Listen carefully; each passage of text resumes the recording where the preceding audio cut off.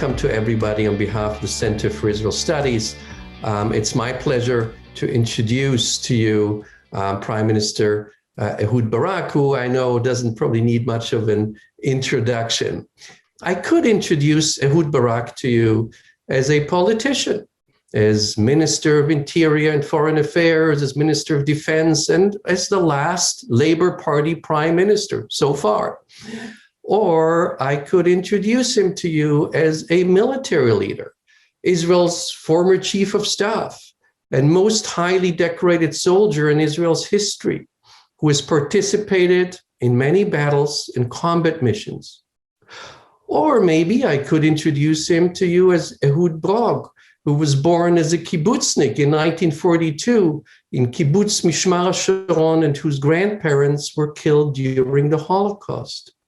Well, more than anything, Ehud Barak personifies Israeli history of the last 50 years.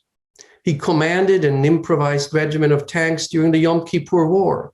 He was a mastermind behind the 1976 Operation Entebbe. And as chief of staff, he implemented the Oslo Peace Accords and participated in the peace negotiations with Jordan in the 1990s. Before serving as Yitzhak Rabin's Minister of Internal Affairs and Shimon Peres's Minister of Foreign Affairs. In 1999, he defeated with a wide margin then Prime Minister Benjamin Netanyahu, and so far he was the only politician who really succeeded in doing so. As the 10th Prime Minister of Israel, he ended the occupation of South Lebanon and resumed the peace negotiations with the PLO, leading to the summits in Camp David in 2000 and Taba in 2001, which were the last real chances for a peace agreement with the Palestinians until this day. So today we want to hear from Prime Minister Barak about the major challenges Israel faces today, its relations with post-Trump America, the threats from Iran, the new opportunities that arose with the Abraham Accords, the chances for a peace with the Palestinians. And now, without further ado, the floor is yours, Mr. Prime Minister. These are no ordinary times. The concurrence of the pandemic and the social economic crisis combined with the collapse within leading societies of public trust in the integrity and competence of the political system create a demanding landscape, which will need both in Israel and elsewhere a sober and daring leadership, ready to look reality in the eye and make decisions, willing to tackle challenges head-on and seize opportunities once they arise. Israel at 73 years is on one hand a great success story.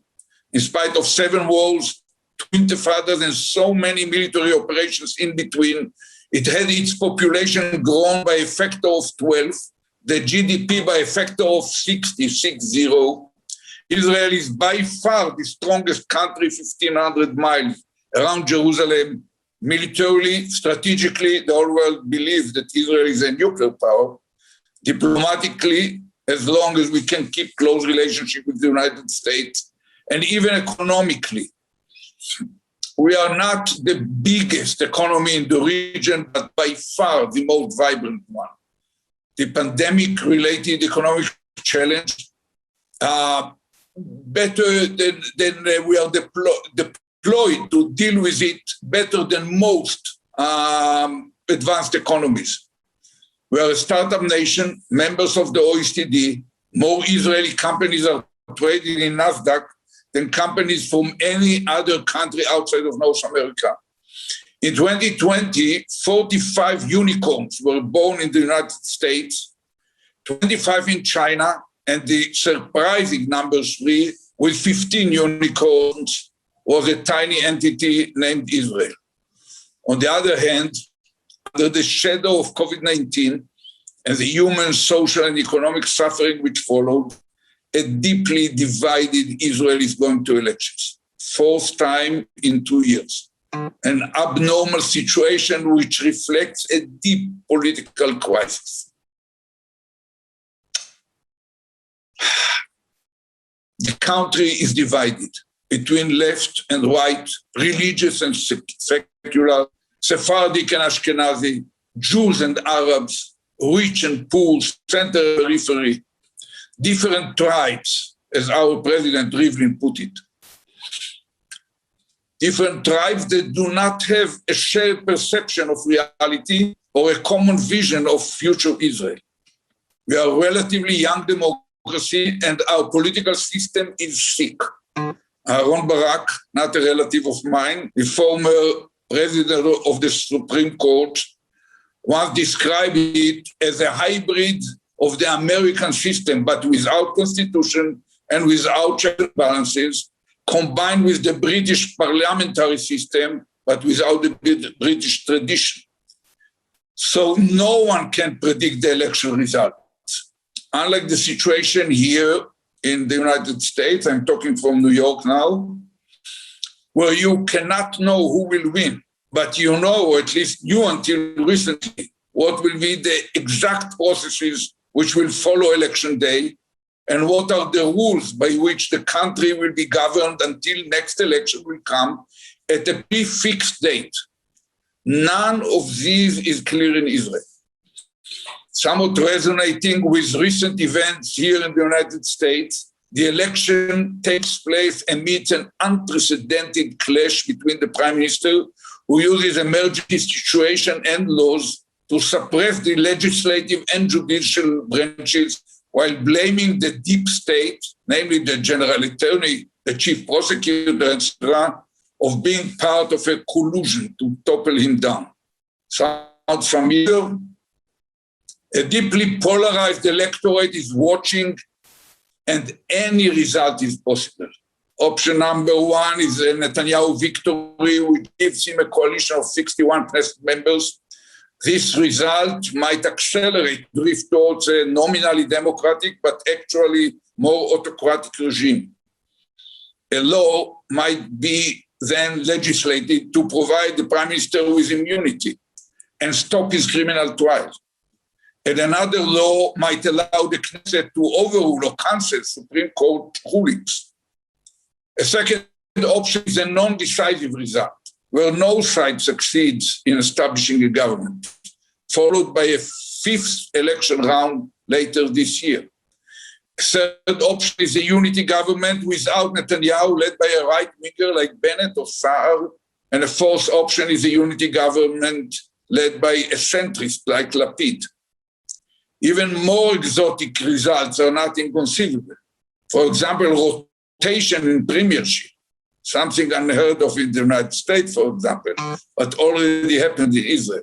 Or even a desperate Netanyahu asks to be pardoned. In one word, never a dull moment. But we will know the answer shortly. In regard to the United States-Israel relationship, I will touch on 3 points: overall tone, Iran, and the Abraham Agreement and their relevance to the Palestinians. United States-Israeli relations had seen in recent years significant achievement and significant damage. There is a lot to be corrected.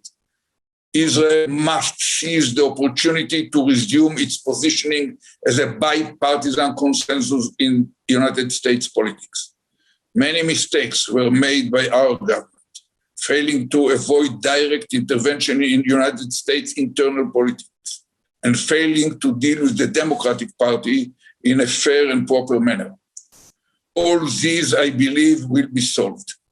I happen to know President Biden for almost 40 years. His support of Israel is rock solid, a record of decades. I remember him in congressional delegations decades ago, even bringing his son Bo with him as a teenager. All along the way, he was a genuine friend. As a vice president, he, and in many cases Panetta, were the persons we used to approach when differences rose between us, especially in regard to the possibility of an Israeli independent operation against the Iranian nuclear plan. I will never forget President Biden's contribution to the decisions to support our missile defense project, especially Iron Dome, with United States extra budget. Knowing him, I don't think that President Biden will take revenge, as they might call it, from the Prime Minister if Netanyahu will be re-elected. The reality, however, is that the urgent domestic challenges and the dominant role of China in foreign affairs will drive an energy-independent United States to move the Middle East into the rear seat. But the Middle East has the nature of imposing itself upon unwilling administrations. Think of Iran, Afghanistan, Iraq, or Syria. So easy to be dragged in and so complicated to get out. Prominent case is Iran. The common interest of the United States and Israel is to make sure that Iran won't turn into a nuclear military power because of the direct threat to Israel, as well as the potential collapse of the whole non-proliferation regime. Turkey, Egypt, and Saudi Arabia will inevitably turn nuclear if Iran will. I personally believe that the original JCPOA agreement of 1995 was a bad one, clearly short of perfect. But once it had been signed, the American exit did not cancel it because all other partners stayed in. The bottom line after 4 years is that Iran is closer to nuclear military capability and holding better cards for the present negotiations. I believe that by now the better strategy is first to resume the JCPOA and make sure Iranians get back under its constraints. Only then could negotiations regarding improvements hopefully succeed, discussing issues like missiles development, Iranian project to upgrade Hezbollah missiles, making them high-precision ones, or the Iranian activities in Syria. Israel should pursue a continuous dialogue with the administration on all Iran-related issues, honest and frank, but behind closed doors, to foster intelligence and operational cooperation, as well as to pursue a common understanding of contingencies and responses. What Iranian violations demand response? What defines an Iranian breakout?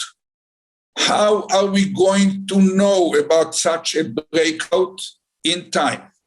And what will justify a kinetic action to block such a breakout from leading to an Iranian bomb? The Iranians are extremely sophisticated players. They are chess players, not checkers players. If they will ever decide to break out, which is not inevitable, they might well deliberately choose a timing when America will be paralyzed, having interregnum at home or another crisis in Venezuela, Ukraine, or the South China Sea. I believe that professional analysis of contingencies would lead to the conclusion that it makes sense for the United States to verify that if worse come to worse and both governments agree on the need for action, Israel will have the operational capability for an independent operation of its own. The election of President Biden was accepted with a sigh of relief among friends and allies of the United States, except for probably Israel and few neighbors, Brazil and the Philippines.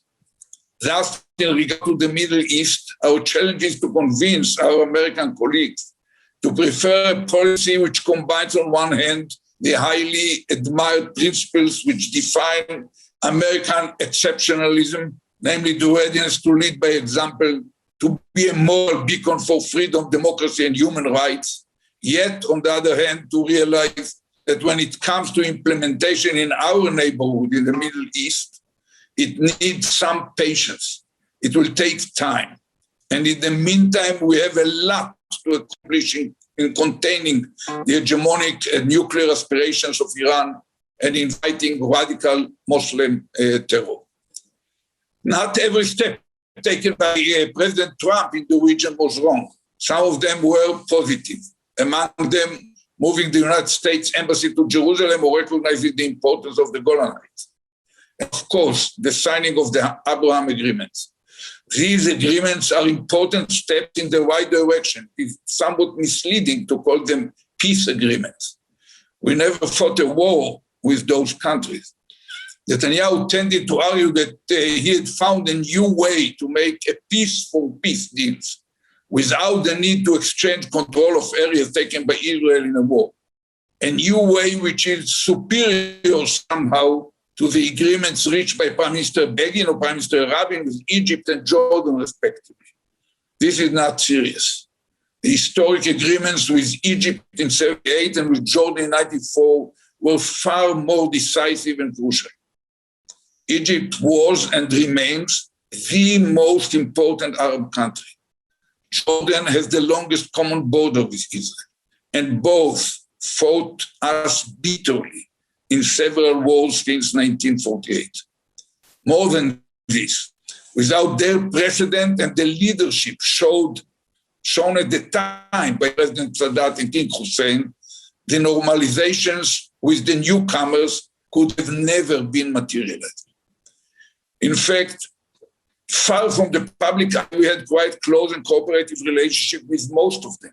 I can vividly recall warm meetings with the rulers of Bahrain and Oman some 25 years ago, the foreign minister under Shimon Peres, as well as several visits to the royal palaces in Rabat and Casablanca starting 42 years ago.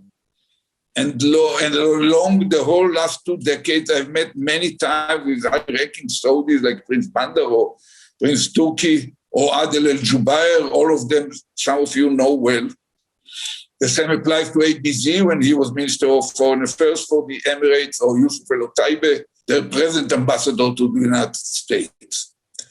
The agreements are positive developments because they will enable more effective cooperation vis-à-vis Iran and a closer business relationship. It also led to a big arms deals. In fact, here lies the paradox. As a result of the agreements, Israel will have to raise its defense budget. Reason is that unlike the original intention, that for the foreseeable future, only Israel in the region will have the F-35s, so that Israel's qualitative military edge, ensured and ruled by the Congress, will be secured. Now we already face the possibility of the F-35s in the Gulf, and many more might follow if this deal will be implemented. But there are other unintended consequences as well. We find a common belief among right-wing voters in Israel that Abraham agreement will save us the need to deal with the Palestinians lest they agree to similar terms. In the wake of the agreements, Israelis flooded Abu Dhabi and admired the towers, the artificial islands, the huge structure where you can ski inside when the temperatures outside reach 105. They had seen nothing like this in Manhattan, not to mention in Tel Aviv. The Ferraris and Lamborghinis in the streets, even the extensions of leading American universities. When an Emirati sheikh considered owning Beitar, a right-wing oriented football club in Jerusalem, where a short time ago fans tried to prevent any Muslims from playing, or when Israelis are queuing in Tel Aviv streets to take selfies with tourists from the Gulf, ended up being just young Israeli Arabs from Kfar Qasim, an Arab town in Israel, some 20 miles from Tel Aviv, just wear the white robes and appear to be tourists from the Gulf. Something happens. Israelis start to see Arabs as basically normal and potentially successful human beings. You cannot effectively incite against them, telling Israelis that Arabs are the wild beasts waiting in the dark to exterminate us. The leaders of Nablus or the Palestinian nobilities in Ramallah cannot anymore be effectively portrayed as the successors of Hitler. And Israeli Arabs seem to be the fifth column colluding to stab you in the back from within. Terror will not evaporate. Hamas and Hezbollah remained enemies to fight and be defeated at a price. But anxiety with stereotypes will not hold anymore. It is probably true that the Palestinian leadership is not ripe as of now for resumption of negotiations. Probably some time is needed for them to digest the meaning of recent events and to feel the diluting support in the Arab streets for the total rejection of Israel. They probably need more time to shape a new leadership and try to mitigate the cleavage with Hamas. But it will be a grave Israeli mistake, and on a different level, an American one, to lose sight of the fact that the Palestinian issue is the elephant in the room. Israel has a compelling imperative to devise a national strategy in regard to it. The old Greek said, if you don't know which port you want to reach, no wind will take you there. We need a strategy for civilian disengagement for the Palestinians while keeping overall responsibility for security in Israeli hands, and to be explicitly ready to negotiate the two-state solution. Our objective should be a strong, self-confident Israel living and thriving within a border which secures its vital interests and contain a Jewish solid majority for generations to come, side by side with a demilitarized Palestinian viable state. Once the Palestinians are ripe for such discussion, it should start. We should refrain from taking any steps which deliberately limit or constrain this option. The compelling imperative stems not from the need to make justice for the Palestinians, but rather from our need to defend our own security interests, to ensure our own future, protect our own identity, and shape our own destiny. 90% of Israeli ranking veterans of the IDF, of Mossad, of Shin Bet, the Secret Service, police, and Ministry of Foreign Affairs share this view. Our real challenge is to convince our public, which is too often incited against this line of thought by political actors driven by short-sighted populist or fanatic motivations. So to summarize, I'm optimistic. We are facing a period of change in Israel and around the globe. The COVID-19 crisis will change the way we work, study, or consume culture. Disruptive innovations in artificial intelligence, deep learning, robotics, etc., will accelerate the rush to the markets and ignite a tighter global contest at the cutting edge. The crisis will have strong implications to the social contract within societies and to the rules or absence of rules in relations among nations. The United States is still the only superpower and the uncontested leader of the free world. And Israel, based on its achievement, is better deployed than most countries to participate and contribute in this race. The Middle East will remain unstable. It won't be the highest strategic priority for the United States. That role is kept for China, but still a potential source of disturbing troubles. Within it, Israel is the strongest country, the only real democracy, and is and will remain the most reliable partner and ally. We are a sovereign and acting upon our interests and our values, but once with a strong affiliation and strongly resonating with your interests and your values. By joining hands, we can create a great synergy for the benefit of our region as a whole. Thank you. Thank you so much, Prime Minister Barak, for giving us this whole range of topics and ideas and inspirations within half an hour. So let me start with one question relating to the beginning of your lecture, where you talked about the political system. You called it sick. You said it is our political system is sick right now. You pointed to the many gaps in Israeli society. And my question to you as former Prime Minister, how do you see, how can we build bridges in Israeli society in the near future to bridge some of those gaps?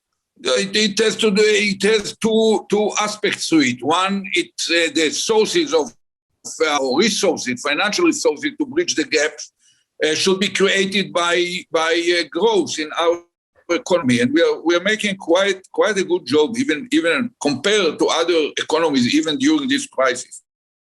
And the previous crisis in 2008, we managed to do better than most countries.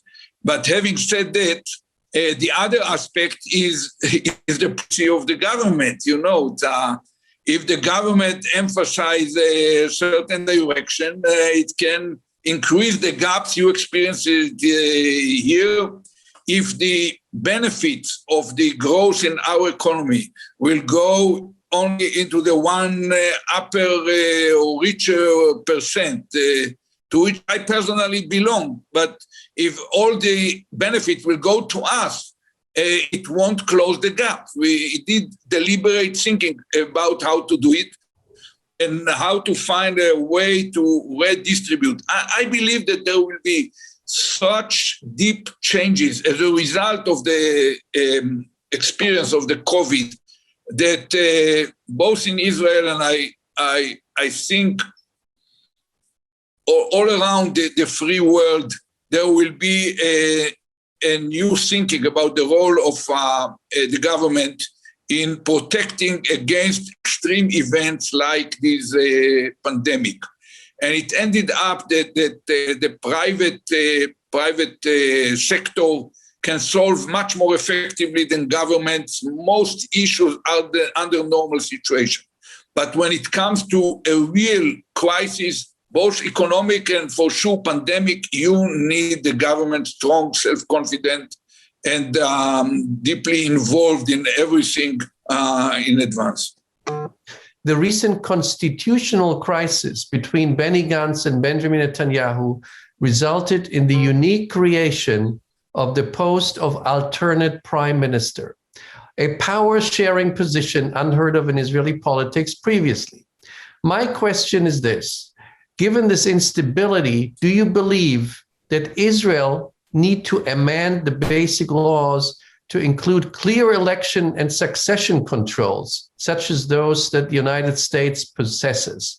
And I'm adding to this, when you were elected prime minister, it was a different political construction. There were direct elections to the prime minister. I'm just adding if you think that was better or not. The arrangement that was created was an ad hoc arrangement to have a duo of prime minister. One is serving, the other is alternative, one waiting. That's a bizarre arrangement that cannot work and did not work, and you could read it on the writing on the wall that it can't work. And in a way, it reflects a kind of a too easy approach to changing the rules of the game, especially after the game already started and we are deep into it. I think that it was a great mistake.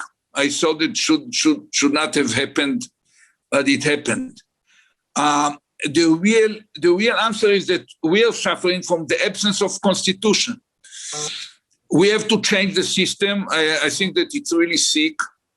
I would prefer a German-like system, or probably a French-like presidency.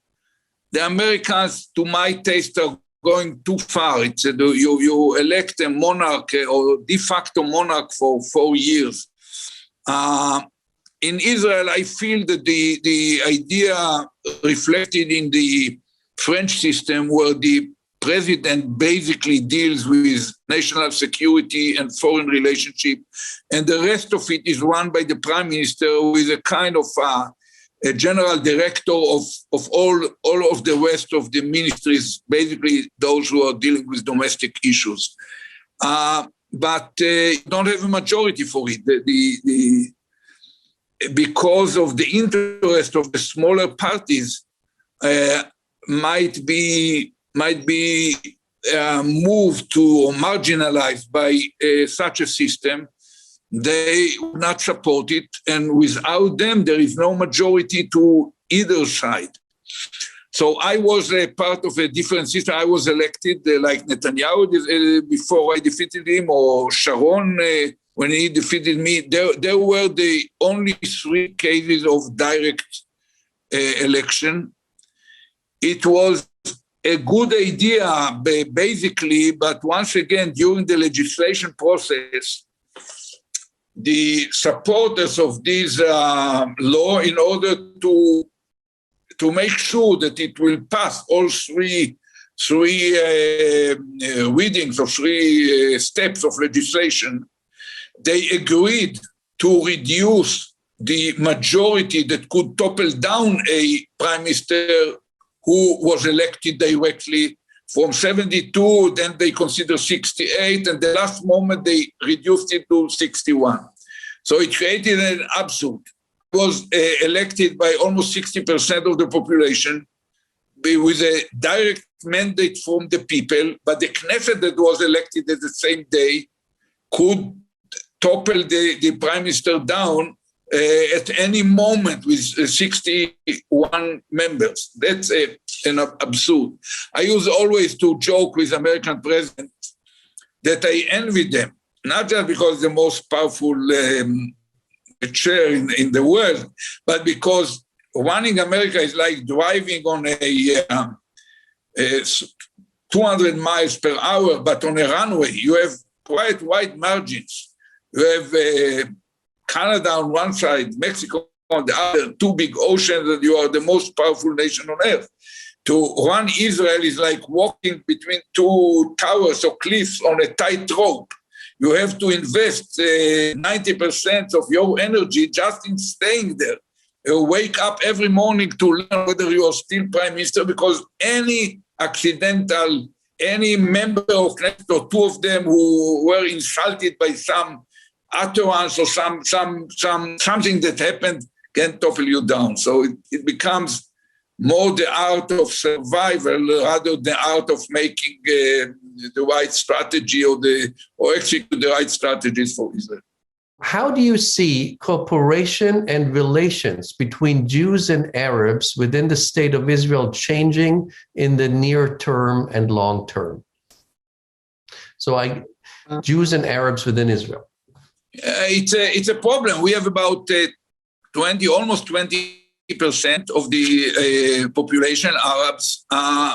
Basically, they are loyal citizens. They 99.9999% of them are normal citizens, taking care or worrying about their job, the opportunity to raise their kids, to give them good education, and so on. But of course, many of them identify with the Palestinians. Many want to become Israelis, kind of to identify with a kind of joint project. It's not easy. You know, we cannot deny that we have many Arab entities around us. Some of them are not that friendly, and even those who are friendly, it's not a real intensive relationship like the ones you have with Canada. It's much colder kind of peace. We have contractual peace within the government framework, but we don't have a real peace between the peoples. So it might take a long time. So to tell you honestly, they deserve equality. They deserve being able to assimilate, to integrate, be integrated into all aspects of life, public service, so on. And they deserve a hope that someday peace will emerge between us and their people, the Palestinians, because many of them feel Palestinians, which will enable a more normal relationship. But to tell you the truth, I feel that it's easier first to make peace with the Palestinians and establish a demilitarized, viable Palestinian state side by side with a secure and self-confident Israel. And this achievement might simplify by far the solving of the conflicts that these Arab citizens of Israel have with them. In the last election, they had a common list. They ran in one party which held together almost impossible coalition of those who are basically identified with Hamas and Muslim Brotherhood, but they are Israeli, most of them law-abiding citizens, but ideologically they are with Hamas, and those who want to be a normal Israeli, just not going to synagogue but to a mosque. And they ran together. This time they are separated. I cannot tell you how it will work. Until now, they did not participate. Usually in government, there were 2 exceptions for short time. But at the end, I think that their present, their contribution to the society, during this crisis of the corona virus, we identify how essential they are to the Israeli society. They are the main workforce in our system, not the main, but a very significant part of the workforce, both medical doctors, nurses, other kind of supporting manpower are Arab citizens and they fight like in a front for the life of Israelis of all faces. We now have Arab citizens in high tech. The head of computer sciences in the University of Beersheba is a Bedouin Arab, and they are good. It's a millimeter underneath the surface, the skin. They are exactly like all of us, and so we have to not just to commit ourselves as we did in the Declaration of the Independence for equality and opportunity for every baby born in Israel, but to live up to this commitment. And there is still a mile to be run on this issue. What are the strategic implications for Israel if the U.S. does not see the Middle East as a first-tier priority anymore? No, I take it for granted that it won't see it as a first-tier priority, and I kind of mentioned it explicitly in my lecture. Look, Israel is strong. I don't see an immediate situation. We are not. We are stronger than any neighbor or any combination of neighbors. Of course, we need the American political or diplomatic support, and we are thankful for the financial support to help us to hold our qualitative military edge. But I don't think that Israel is directly threatened by heavy armies attacking us, like what happened in 73. It can happen again. Of course, we are exposed to terror, and we potentially exposed to exchange of blows, including heavy salvos of missiles against our civilian population. We developed the most effective anti-missile system in the world, and we are thankful, as I mentioned, to the United States for supporting us financially to take it. It was an extra kind of expensive. I think that we do not have the right to demand from the United States to make the Middle East the highest priority. But as I mentioned, I think that the Middle East will be there, even if the administration will want to totally withdraw from the Middle East. It won't be easy. And in my judgment, it's good to have the American involved in the area, better than any other involvement, better than letting chaos run it. But as I mentioned, we will try to convince American colleagues that there is a reason to consider implementing the tougher demand regarding to Yemen and human rights and other patterns of behavior among our neighbors, and to try to balance it with need to secure that the overall struggle against Iran to block it from turning into military nuclear power, and the fight against terror will continue effectively, even while America is dealing with other priorities. And I mentioned as well that, to the best of my judgment, Americans will do good by considering seriously making sure that Israel has its own independent operational capability to deal with the case of Iranian breakout if both governments, as I've said, both governments agree that an action is needed. More than 20 years ago, your message after the failure of the Camp David summit was that there was nobody to talk on the Palestinian side.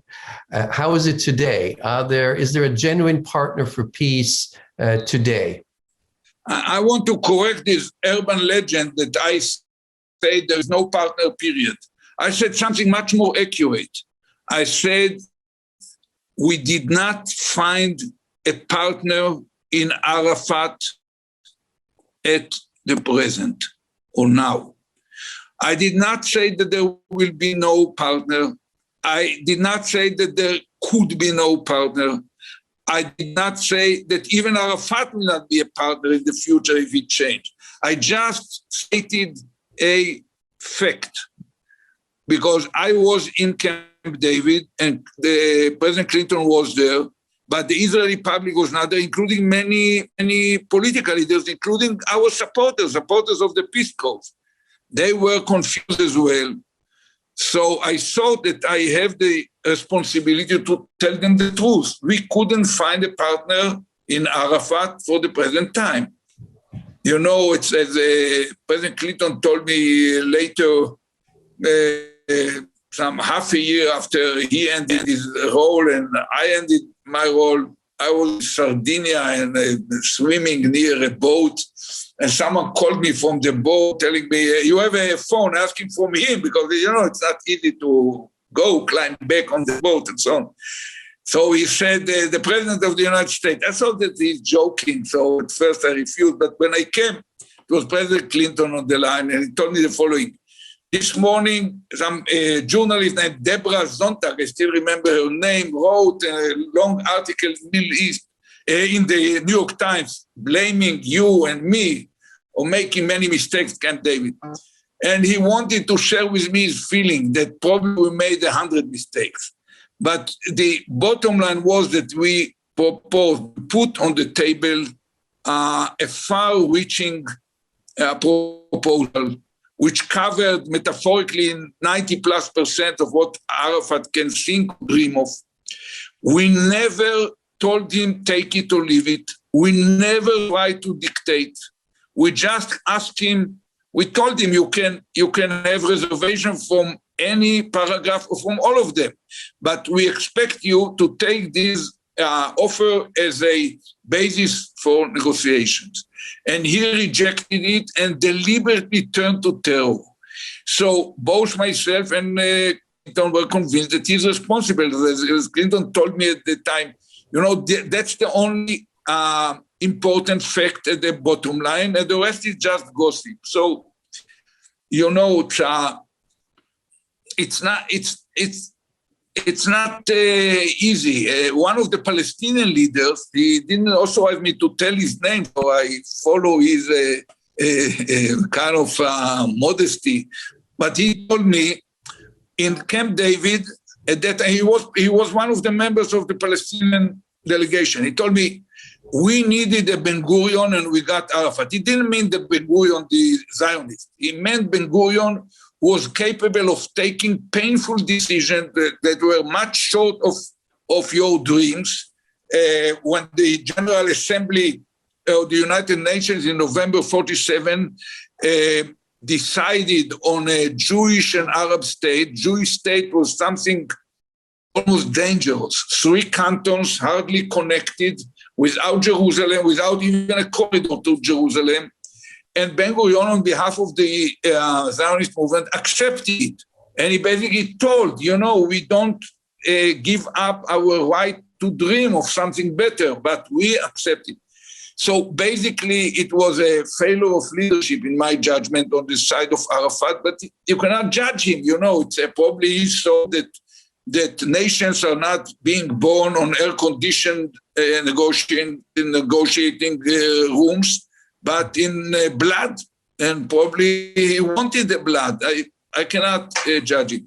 Thank you. I would like to also give a voice to an international student from Sudan who is studying at American University, Mohammed El-Khidr Osman, who asks about your assessment of the possible Sudanese-Israeli relation, especially to the youth of both countries. And I had similar questions about Morocco and other states. First of all, we hope that it will lead to better cooperation, to better relationship, to opportunity for students from Sudan to study probably in some of our universities, or to Israelis to study in New York University, in Abu Dhabi, if they want to. I hope. I cannot promise it. I'm optimist. If we look from day to day, we don't see the development. But if I look, I'm old enough to be able to look 60 or almost 70 years backward. And I remember the immediate days after the 6 Days War. The Israel government announced that it seized the areas that we took through this 6 Days War, which tripled the territories under our control, tripled the size of Israel, just as a kind of deposit to be held until a serious negotiation will start on peace. The Arab League gathered in Khartoum, out of all places, the capital of Sudan, and decided on the 3 no's: no peace, no recognition, no negotiation. Whatever was taken by force will be brought back by force. It was quite a gloomy landscape. But since then, we are now having more than 40 years of peace with Egypt, more than 25 years, more than 25 years peace with Jordan, and the border with Syria is more active in the recent 2 years, but relatively there is now shooting on civilians. And we developed this relationship that I've described even before the Abraham Agreement with many of the countries. So I'm optimist. When you look over decades, the acceptance of Israel and the normalizing of relations become more and more acceptable to the Arab peoples. And of course, with the other players, it's even easier because we are closer physically, and there is already a infrastructure of underlying infrastructure for cooperation on many areas. So I am optimist. It might have ups and downs, might be retreat at certain points, and probably even a certain clash. But historically speaking, we are on the right direction. Do you have, or what is in your mind, a vision for the Israeli left? How can the Israeli left revitalize itself? It won't be easy. The left on many countries is now on a certain kind of retreat. There is a need for clarity and for leadership, and there is a need for to get rid of some of the maladies or weak point of the left. I try sometimes to tell, I'm not talking just on Israel, you can look all around the world. There are few apparent differences between left and right. The political right behave like football club fans. Good day, bad day, they are with their team, always ready to jump on the referee and remind him what his mother was doing when she was young and whatever it takes to win. They don't lose their loyalty or anything else if their team loses 3 times in a sequence, and they are there. The left wing behaves like a debate class in an Ivy League university. They prefer to sit down in an air-conditioned room with top-quality people and contemplate normative issues, how the world should have been looked like, not how it really is operated, what should be done out there to come to grip with power. And, I think that the professional who best described it is an American named Jonathan Haidt, who basically said on the liberal side, we had only the matrix of values is very simple. There are 2 values, the categorical imperative of Kant, namely don't do to others what you expect others not to do to you, like Hillel the Elder in the Jewish tradition. And the second is a very general one, that freedom is better than oppression.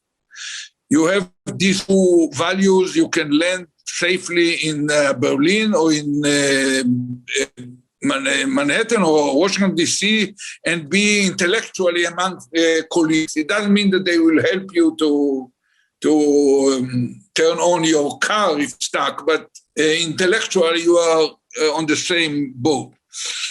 But the conservatives, they have several more values in their metrics. They do not ignore Kant or freedom better than oppression, but they have several other values. Acceptance of or belonging to a group wider than the white family, but smaller than the whole universe or the whole nation.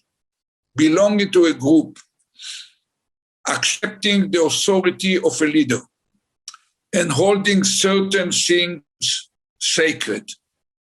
The attitude towards them can develop along generation, but you cannot wake up every morning and ask to slaughter all the sacred cows.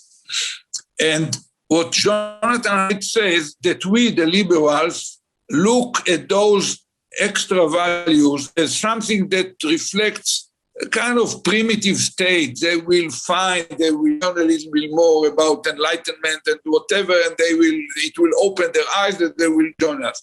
And he said that's a mistake. Those values are deeply rooted in the evolution of human beings, not in the last 12,000 years, but in the last 2.5 million years. Groups of hunters-gatherers who were not organized as a group disappeared. So evolution preferred those who organize in group.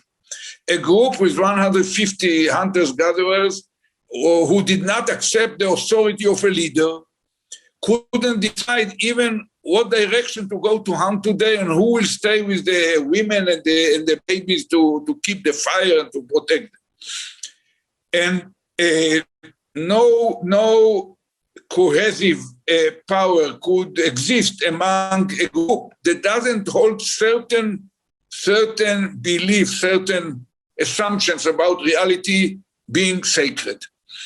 So he says basically that we, the leftists, we have to adapt to the idea that the other side is not inferior. In a way, there are even certain, politically speaking, certain advantages to this kind of behavior. Liberals tend to see the whole world as a potentially ideal place, and you just have to be open to go there. The conservatives see it, everything which is beyond the four walls of your home or your family is hostile, and you can be eliminated if you are not aware of this. And these are different attitudes. So I think that we have, not just in Israel, we have to reawake our values, to stand not defensively, but very assertively on certain assumptions about reality, and to explain to our own people that politics is like boxing. You have to go into these quarters surrounded by these ropes, and even then you cannot sit in the corner. You have to go into it and be close enough to the other guy to reach his face, and the price that his fist reaches your face, and to exchange blows until he lies on the floor. Otherwise, you cannot win. And I think that if we become assertively arguing for our beliefs, that basically human society can be turned into something better, enough education and openness and solidarity among human beings is nurtured properly and so on. This belief that in the long run, the trajectory for history turns, however, gradually, as Martin Luther King said, in the right direction, and it gives you a meaning to your life to contribute to this process of becoming a better human society, not just exploiting whatever you can in the short period where you are part of it before you go to heaven. So if we aggressively and assertively argue for our case and stop just philosophizing about it, but being ready to fight for it, we will win and we'll come back to power, even in Israel, in Europe, and other places where now we are losing ground.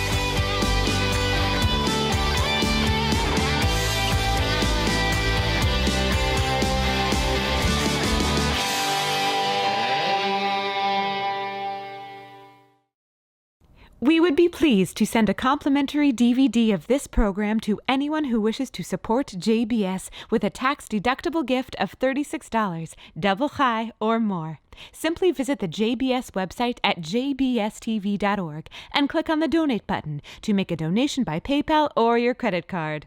And please indicate the program for which you would like a DVD. Or you can send your tax-deductible check to JBS, Post Office Box 360, Stamford, Connecticut 06904. Or you can call the JBS Pledge Line at 833-MY-JBS-TV. That's 833-695-2788. And again, please remember to indicate which program you would like to receive with our compliments. We thank you for your kind support.